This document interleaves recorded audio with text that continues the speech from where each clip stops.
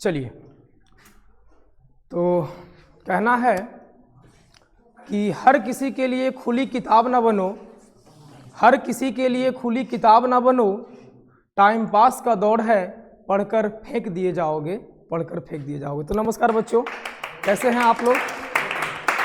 आशा करते हैं आप लोग अच्छे होंगे और आप लोग की पढ़ाई भी अच्छी चल रही होगी।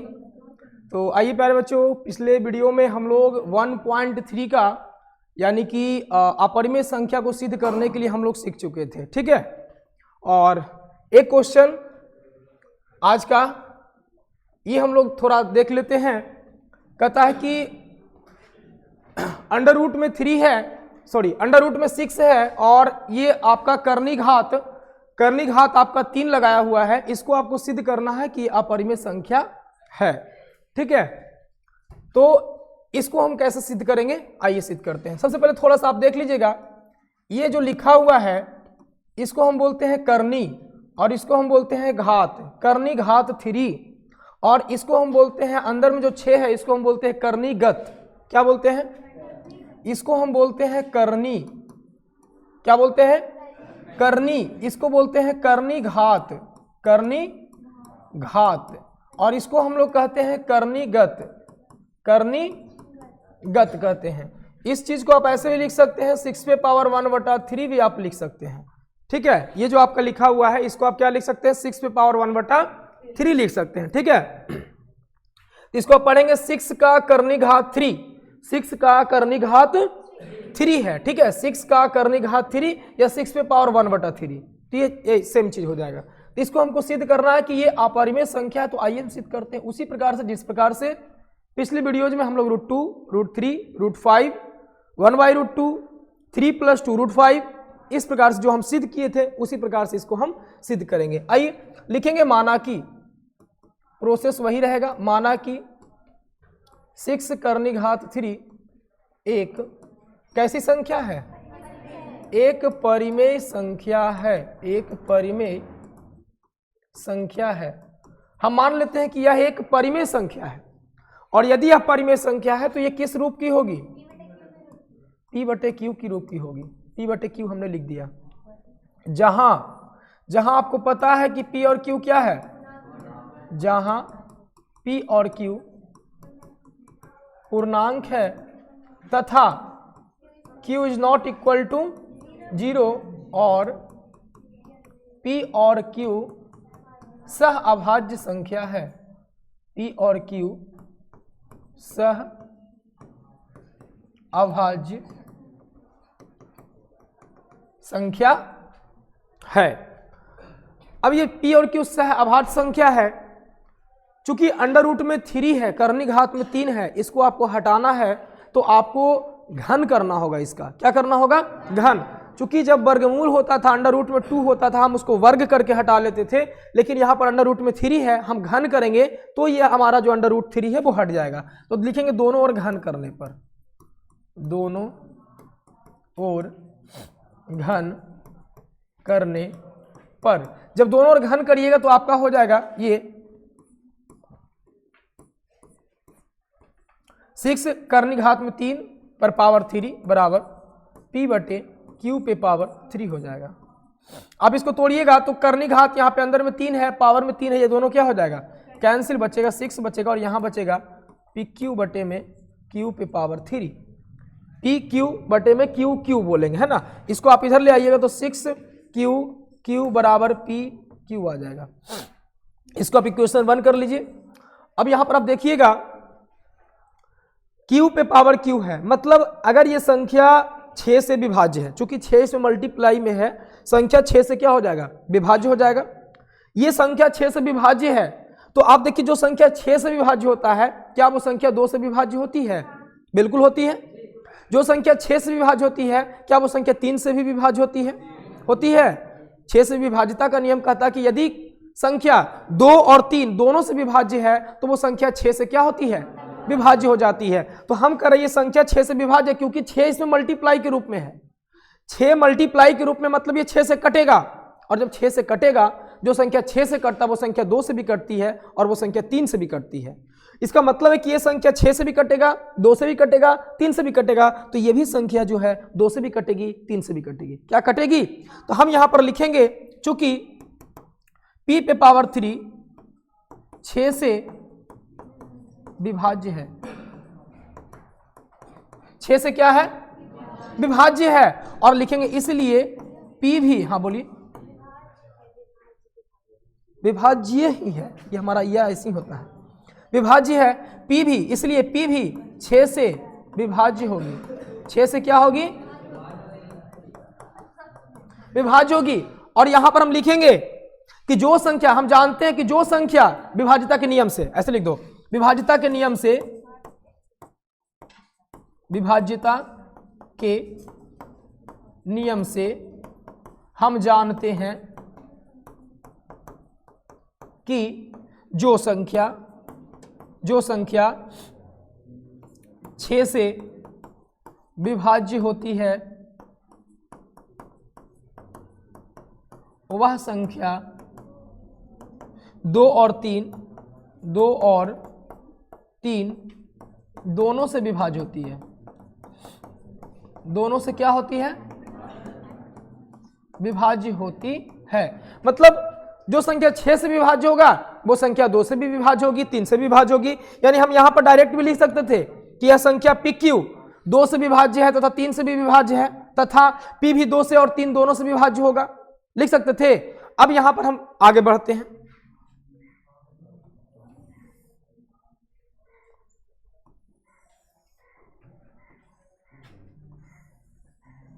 आइए अब हम आगे मानेंगे, क्या मानेंगे? माना कि हमने यहां पर P के बारे में साबित किया ना, P के बारे में, तो हम यहां पर मान लेते हैं कि P बराबर 6m मान लेते हैं। P बराबर क्या मान लेते हैं? 6m मान लेते हैं। कोई दिक्कत? चूंकि 6 के रूप में है तो हम 6m ही मानते हैं। अब यहां पर दोनों ओर घन किए तो यहां पर भी दोनों ओर क्या करेंगे? घन ही करेंगे। दोनों ओर घन करने पर, चूंकि जब घन नहीं करिएगा तो PQ के बराबर आपका आएगा कैसे? नहीं ना आएगा। तो दोनों ओर घन करने पर, दोनों ओर क्या करने पर? घन करने पर, घन करिएगा तो आपका हो जाएगा PQ बराबर 6m का होल क्यूब हो जाएगा। अब बताइए P पे पावर 3 बराबर 6m पे पावर 3 है, 6m पे पावर 3, 6 का क्यूब कितना होता है? 216 अपर m क्यूब हो जाएगा।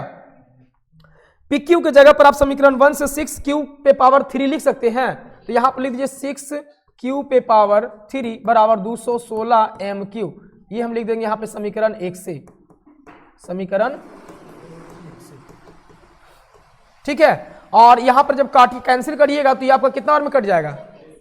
36 बार में। 6 से ये कट जाएगा कितना बार में? 36 बार में कट जाएगा, ठीक है। तो यहां पर आप लिखिएगा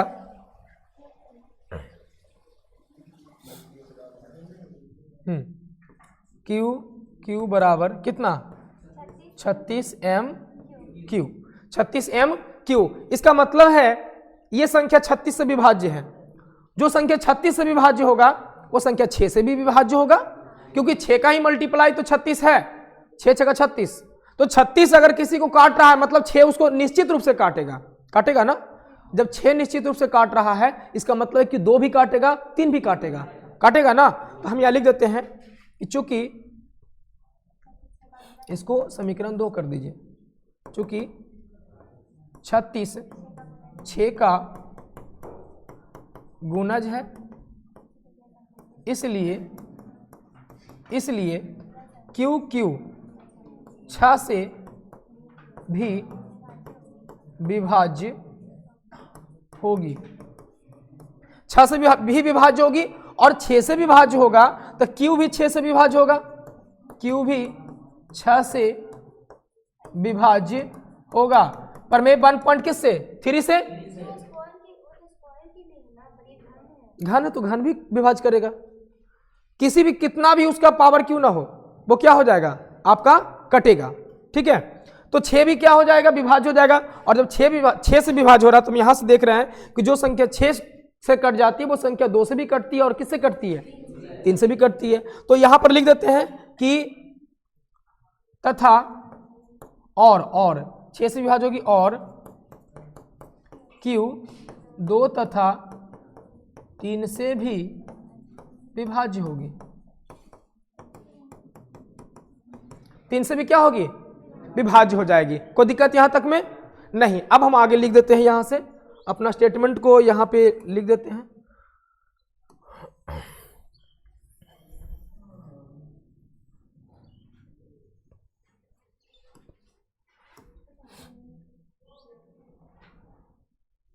आइए लिख देते हैं। क्या लिखेंगे? लिखेंगे समीकरण 1 एवं समीकरण 2 से, है ना। समीकरण 1 एवं समीकरण 2 से। समीकरण 1 एवं 2 से हम पाते हैं कि P और Q का एक के अलावे उभयनिष्ठ गुणनखंड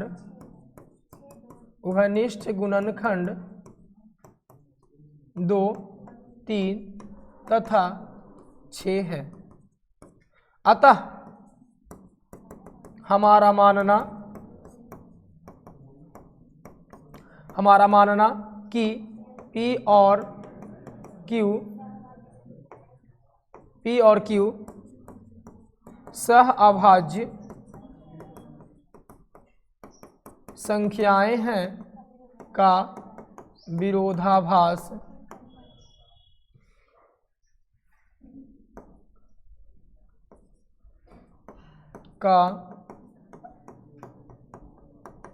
विरोधाभास करता है, विरोध करता है। इसलिए हमारा मानना, इसलिए अतः लिखो, अतः हमारा मानना कि 6 का कर्णिघात 3 एक परिमेय संख्या है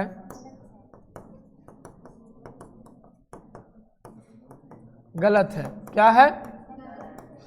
इसलिए कर्णिघात 6 का कर्णिघात 3 एक कैसी संख्या है? Cube root 6। क्यूब मतलब तो होता है घन ना, क्यूब मतलब घन होता है। एक अपरिमेय संख्या है। ये हो गया आपका, प्रूव्ड हो गया। ठीक है, कोई दिक्कत नहीं। तो बस इसी प्रकार से आपको क्या कर देना था? प्रूफ कर देना था, है ना। कोई दिक्कत होगा? नहीं होगा। चलिए अब आगे बढ़ते हैं। अब हम आते हैं एक्सरसाइज आपका जो चल रहा था 1.3 आपका समाप्त हो गया। अब हम एक्सरसाइज पर आते हैं 1.4 पर आते हैं। किस पर आते हैं? 1.4 पर। उसमें आपका प्रमेय 1.5 कहता है। क्या कहता है? ये कुछ प्रमेय ऐसे है नहीं, कोई खास नहीं है, है ना, लेकिन ऐसे उसको बस एक स्टेटमेंट ही है, सिद्ध करने वाला नहीं, बस एक स्टेटमेंट दिया गया है। कहता है कि मान लीजिए x एक ऐसी परिमेय संख्या है, मान लीजिए x एक ऐसी परिमेय संख्या है जिसका दशमलव प्रसार शांत है। वो कह रहा है कि x एक ऐसी परिमेय संख्या जिसका दशमलव प्रसार क्या है? शांत है, जिसका दशमलव प्रसार शांत है। तब x को P/Q के रूप में व्यक्त किया जा सकता है। अगर वो उसका दशमलव प्रसार शांत है तो उसको P/Q के रूप में व्यक्त किया जा सकता है। या आप लोग को ही पता है कि अगर शांत है तो उसको P/Q के रूप में व्यक्त किया जा सकता है। जहां P और Q सह अभाज्य है, P और Q सह अभाज्य है, मतलब P और Q को एक के अलावे कोई अन्य संख्या विभाजित नहीं कर सकती है, तथा Q का अभाज्य गुणनखंड 2p⁴n और 5p⁴m के रूप का है। मतलब Q यानी P/Q जो है, P/Q जो है Q का अभाज्य गुणनखंड 2 और 5 के अलावे कोई अन्य संख्या नहीं होगी। 2p⁴n और 5p⁴m का मतलब है कि 2 खाली 2 रहे और 5 ही के मल्टीप्लाई में रहे और कोई दूसरी संख्या नहीं रहे। वो किसको कह रहा है? शांत जिसका प्रसार होगा उसके लिए। ठीक है, और कह रहा है जहां n और m कोई ऋणात्तर पूर्णांक है। ऋणात्तर पूर्णांक का मतलब होता है ऋणात्मक नहीं होनी चाहिए। जैसे शून्योत्तर, शून्योत्तर का मतलब क्या होता है? नॉन जीरो जो जिसको बोलते हैं। शून्योत्तर का मतलब होता है शून्य नहीं। इसी प्रकार से ऋणात्तर का मतलब होता है ऋण नहीं, नकारात्मक नहीं, ऋणात्मक नहीं। ठीक है, तो किसी भी संख्या का अगर दशमलव प्रसार शांत हो रहा है उसको हम परिमेय संख्या के रूप में बदल सकते हैं। उसको किस रूप में बदल सकते हैं? परिमेय संख्या के रूप में बदल सकते हैं। और जब उसको परिमेय संख्या के रूप में बदलिएगा तो उसका जो हर आएगा वो हर आपका 2 और 5 के मल्टीप्लाई में ही आएगा।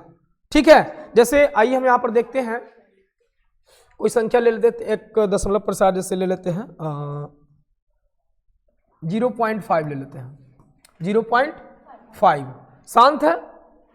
इसको अगर हम तोड़ेंगे तो क्या हो जाएगा? 0.5 कब तोड़िएगा, दशमलव हटाइएगा, नीचे में एक 0 आ जाएगा। एक अंक है तो 0 आ जाएगा, यानी कि 5 बटा कितना आ गया? 10। आप इसको तोड़िएगा ना तो क्या आएगा? 5 दूनी का 1 बटा क्या आएगा? 2। केवल 2 आया ना? या तो केवल 2 आए या तो केवल क्या आए? 5 आए, या 2 या 5 दोनों आए, उसका दशमलव प्रसार हमेशा क्या होगा? शांत होगा। तो यहां कहा कि किसी भी दशमलव प्रसार जिसका शांत है, किसी भी संख्या का दशमलव प्रसार जिसका दशमलव प्रसार शांत है, उसके हर में यानी p बटे q के रूप में उसको लिखेंगे तो हर जो इसका q होता है वो या तो 2 होगा या तो 5 होगा, या 2 या 5 दोनों होगा, या उसी के मल्टीपल में होगा, 2 या 5 के मल्टीपल में होगा। ठीक है, अगला प्रमेय देखिए क्या कहता है। मान लीजिए x बराबर p बटे q एक परिमेय संख्या ऐसी है जहां q जो है 2 पे पावर n और 5 पे पावर m है। q जो हर जो है वो 2 के मल्टीपल में और 5 के मल्टीपल में है के रूप का है, जहां n और m ऋणात्तर पूर्णांक है। n और m जो ऋणात्तर मतलब माइनस नहीं है, तब x का दशमलव प्रसार क्या होगा? शांत होगा। यानी सिंपल करा, किसी भी परिमेय संख्या के हर का भाज्य गुणनखंड, किसी भी परिमेय संख्या के हर का भाज्य गुणनखंड या तो 2 हो या तो 5 हो, या 2 या 5 दोनों हो, उसका दशमलव प्रसार क्या होता है? शांत होता है। उसका दशमलव प्रसार क्या होता है? शांत होता है। ठीक है ना। अगला क्या कहा है? अगला कुछ नहीं कहा है। आइए यहीं पर हम आपको एक चीज बताते हैं, लिखिएगा, देखिएगा यहाँ पे नोट करके आप लोग जो है थोड़ा समझ लीजिएगा। किसी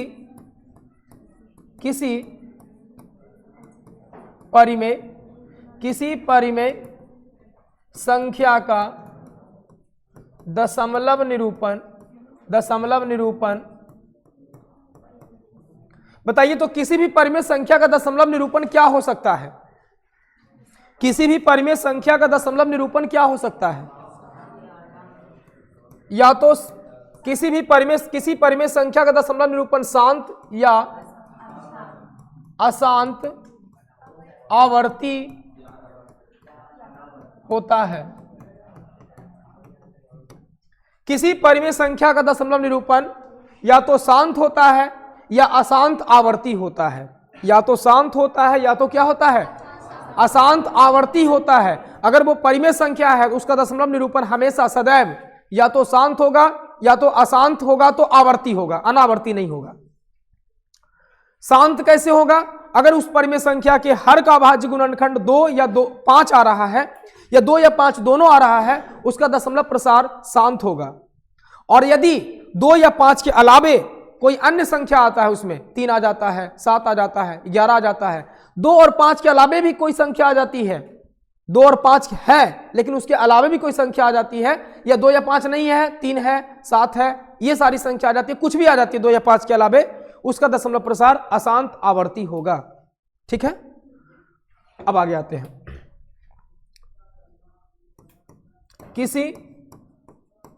किसी अपरिमेय संख्या का दशमलव प्रसार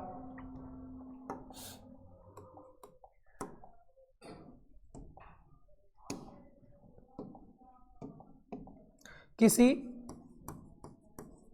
अपरिमेय संख्या का दशमलव प्रसार, किसी अपरिमेय संख्या का दशमलव प्रसार, अगर अपरिमेय संख्या है, यदि अपरिमेय संख्या है उसका दशमलव प्रसार अशांत अनावर्ती, अशांत अनावर्ती होता है। ये हम बता चुके हैं, पहले भी हम आपको बता चुके हैं। किसी अपरिमेय संख्या का दशमलव प्रसार जो होता है वो कैसा होता है? अशांत अनावर्ती होता है। अनावर्ती का मतलब होता है कि वो संख्या रुके नहीं, बारंबार जो है बदल बदल के वो क्या हो जाए, आते रहे, कभी खत्म ही ना हो। ठीक है। अगला लिखेंगे किसी परिमेय संख्या के, किसी, वो तो आपको परिमेय में बताएंगे, किसी परिमेय संख्या के हर का अभाज्य गुणनखंड या तो 2 हो या तो 5 हो या 2 या 5 के 2 या 5 दोनों हो, तो वैसी संख्या का दशमलव प्रसार क्या होता है? शांत होता है। और 2 या 5 के अलावे कोई संख्या आती है उसका दशमलव प्रसार अशांत आवर्ती होता है। और अपरिमेय संख्या है, अपरिमेय संख्या का दशमलव प्रसार क्या होता है? अशांत अनावर्ती होता है। अपरिमेय संख्या क्या होता है? जैसे √2 हो गया, √3 हो गया, √5 हो गया, √7 हो गया, ये सारे का दशमलव प्रसार जो आप निकालेंगे तो उसका क्या आएगा? अशांत अनावर्ती आएगा। पाई आप ले लीजिए, इसका मान क्या आएगा? अशांत अनावर्ती आएगा। ठीक है। आइए प्रश्नावली 1.4 पर चलते हैं। बहुत ही सिंपल सा प्रश्नावली ये कहता है, बिना लंबी विभाजन प्रक्रिया किए बताइए कि निम्नलिखित परिमेय संख्याओं के दशमलव प्रसार शांत है या अशांत आवर्ती है। तो यदि हर का अभाज्य गुणनखंड 2 या 5 होगा तो वो शांत होगा। 2 या 5 के अलावे कोई संख्या आएगा तो वो क्या हो जाएगा? अशांत आवर्ती हो जाएगा। तो आइए यहां पर देखिए, पहला नंबर जो प्रश्न है 13/3125, 13/3125। तो पहला प्रश्न है 13/3125। तो आप सबसे पहले क्या करेंगे? अभाज्य गुणनखंड निकालेंगे। किसका? 3125 का। हर का अभाज्य गुणनखंड आप निकालेंगे। 3125 का अभाज्य गुणनखंड निकालेंगे। 5 2 7 1 8 3 11, 3 से नहीं कटेगा, 5 से लगेगा। 5 6 का 30, 5 दूनी 10, 5 5 25, फिर 5 से लगेगा, 5 1 5, 5 दूनी 10, 5 5 25, फिर 5 से लगेगा, 5 दूनी 10, 5 5 25, फिर 5 से 5। यानी आप इसको जब लिखिएगा तो ये आपको लिखा सकता है 13/1 2 3 4 5, 5 पे पावर आपका 5। देखिए केवल हर में क्या है? 5 है। केवल हर में क्या है? 5 केवल आ रहा है। मतलब इसका दशमलव प्रसार कैसा होगा? शांत होगा। इसका दशमलव प्रसार कैसा होगा? शांत होगा। यही आपको चेक कर करके क्या करना है? बताना है ना? बताइए किसी को दिक्कत होगा इसमें? नहीं। आगे बढ़िए। कहता है 17/8। तो 17/8 को जब आप लिखिएगा, 17/8, बताइए तो इसके हर के अभाज्य गुणनखंड क्या हो जाएगा? 2 × 2 × 2 हो जाएगा ना। आप इसको लिखिएगा 17/2 पे पावर 3 लिख सकते हैं। बताइए इसका दशमलव प्रसार कैसा हो जाएगा? शांत हो जाएगा। इसी प्रकार से आप सारे को जो है, हाँ एक चीज ध्यान दीजिएगा कि आप अगर P और Q अगर कटता है, P और Q यदि कटता है तो आप उसको क्या कर देंगे? काट देंगे। P और Q यदि कटता है तो आप उसको क्या कर देंगे? काट देंगे। ठीक है। नहीं तो आप ऐसा अगर क्वेश्चन मिल गया कहीं 6/15, 6/15, आप सीधे क्या करिएगा? इसको लीजिएगा, कहिएगा कि क्रम में 3 है 5 है, आप कहिएगा 3 जब आ गया तो ये हो जाएगा अशांत आवर्ती हो जाएगा। क्या हो जाएगा? अशांत आवर्ती हो जाएगा। लेकिन आप इसको भागा दीजिएगा। मान लीजिए कोई गलती से कह दिया, अच्छा ठीक है बताओ, 0 और 15 चौके 60, तो कट गया। तो अशांत आवर्ती कैसे हो गया भाई? ये तो शांत हो गया। तो आप यहां पे गलती कहां पे कर रहे हैं? गलती यहां पर ये आप कर रहे हैं कि आप इसको काट नहीं रहे। ये P/Q के रूप में तो है, लेकिन ये सह अभाज्य संख्या के रूप में नहीं है। तो सह अभाज्य संख्या आप पहले इसको बना लीजिएगा। जैसे 6/15 है तो आप इसको काट लीजिएगा। 2 3 दूनी का 6 और 3 5 15। अब देखिए ये 2/5 आ गया। क्या आ गया? 2/5। क्या ये P/Q के रूप में सह अभाज्य संख्या के रूप में है? सह अभाज्य संख्या के रूप में है ना। अब सह अभाज्य संख्या के रूप में इसके हर में क्या आ गया? 5।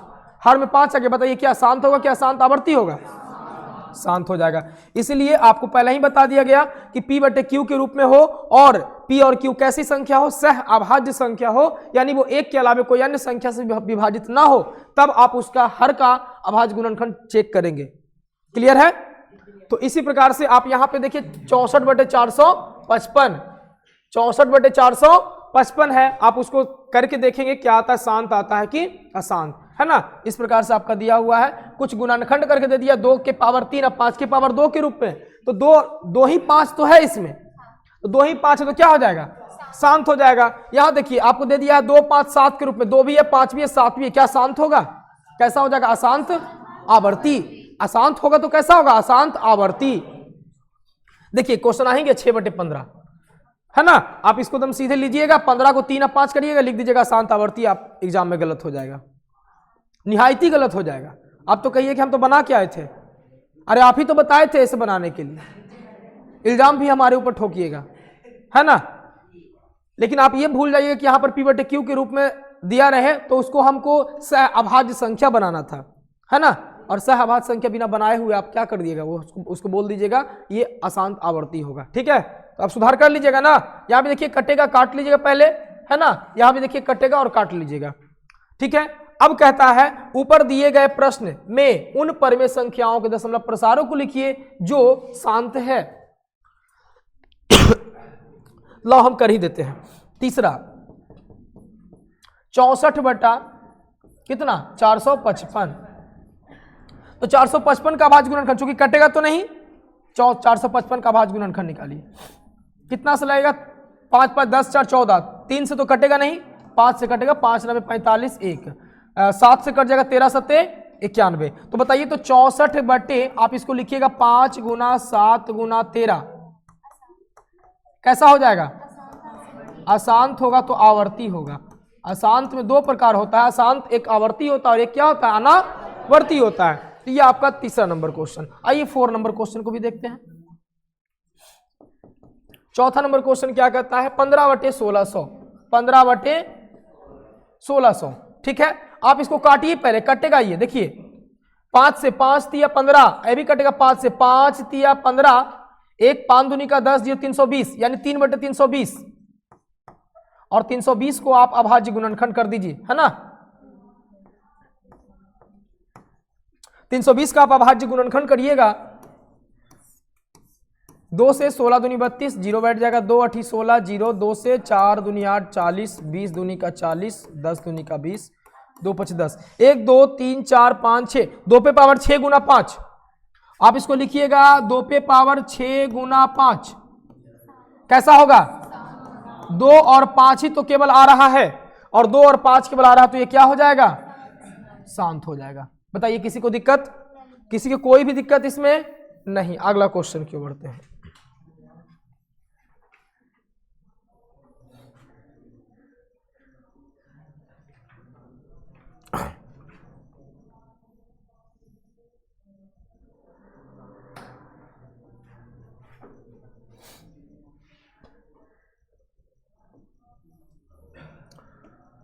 थोड़ा सा जगह को हम सटा देते हैं ना, बहुत जगह की कमी है, दुनिया में भी जगह की कमी है, बोर्डों पर कमी हो जाता है, बहुत अन्याय है सब।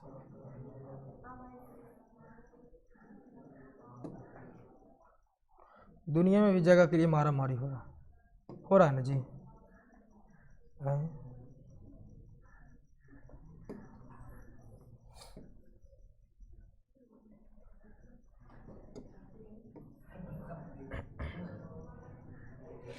आइए 5वां नंबर। 5वां नंबर क्या कहता है, 29/343, 29/300, तो 343 को आप तोड़िएगा क्या टूट जाएगा, 7 गुना 7 गुना, कैसा हो जाएगा, अशांत, अशांत आवर्ती।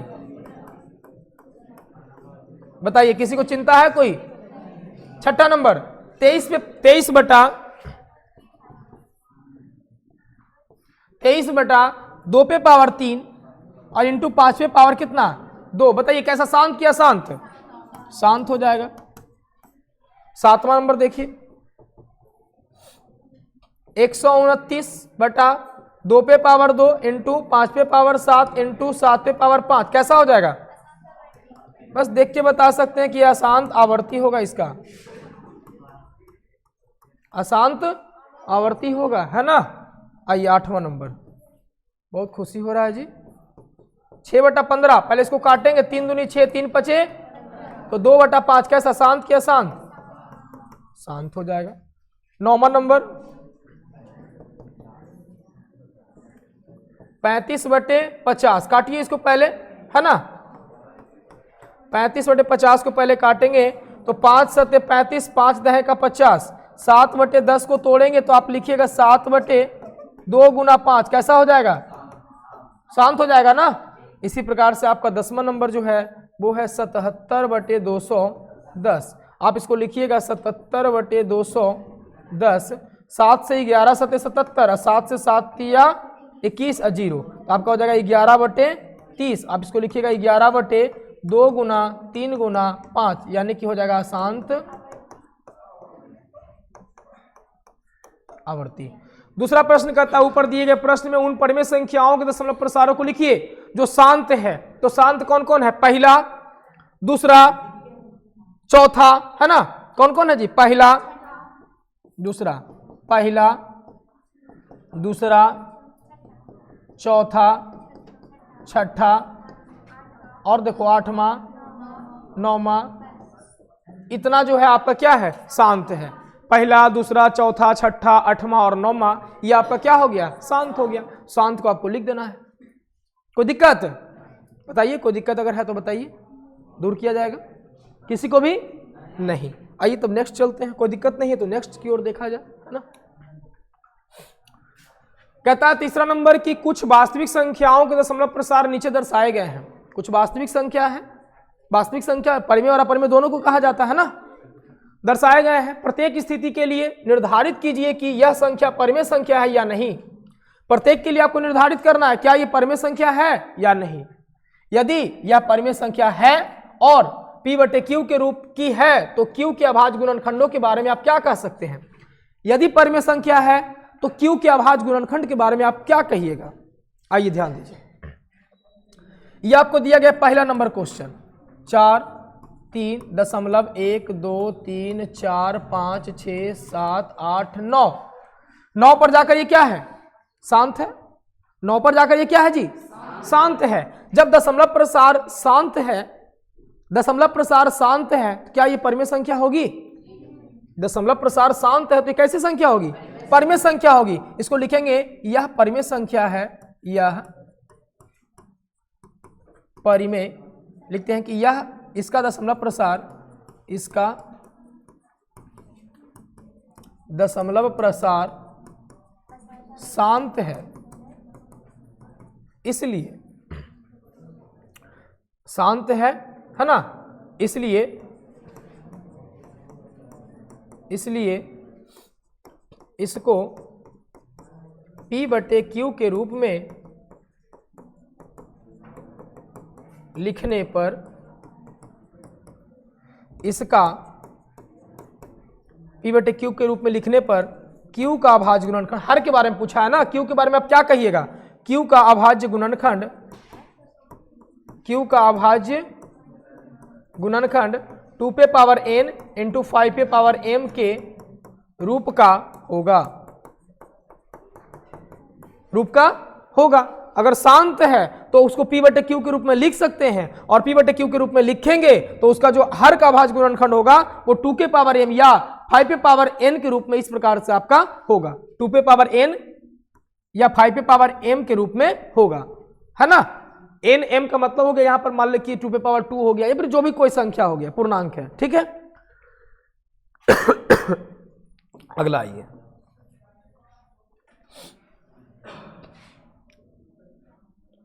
दूसरा नंबर क्या कहता है। दूसरा नंबर जो आपका प्रश्न है 0.120, 1200, 1200, 12 4 गो 0 ... इस प्रकार से ये जो है संख्या अनवरत तक बढ़ते चली जाएगी।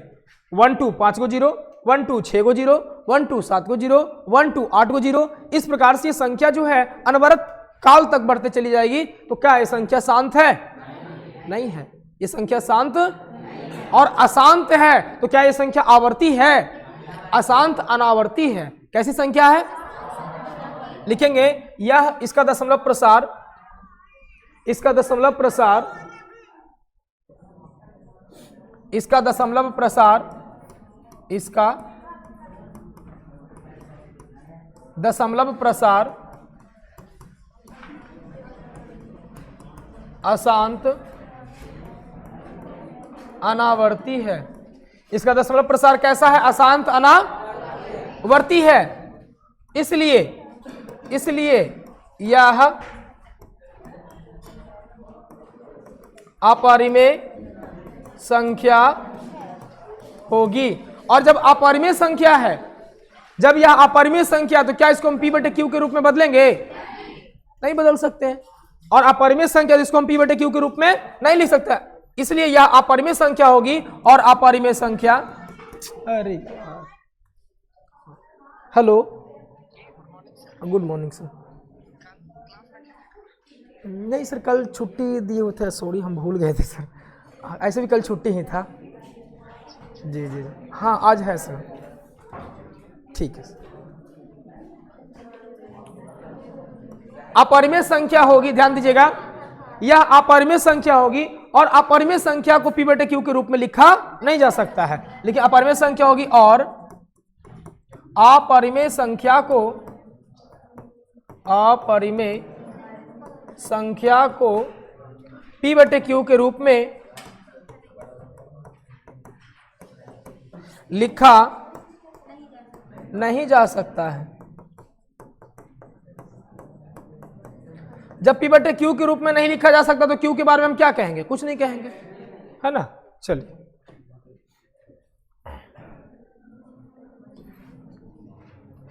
अगला देखिए, तीसरा नंबर क्या कहता है?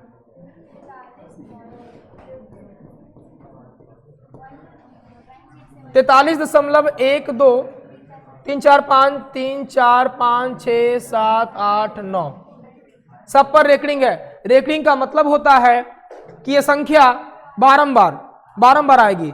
फिर से यहां से स्टार्ट हो जाए 1 2 3 4 5 6 7 8 9, 1 2 3 4 5 6 7 8 9, 1 2 3 4 5 6 7 8 9, ये बार जो है संख्या क्या होती जाएगी? लगातार आती चली जाएगी।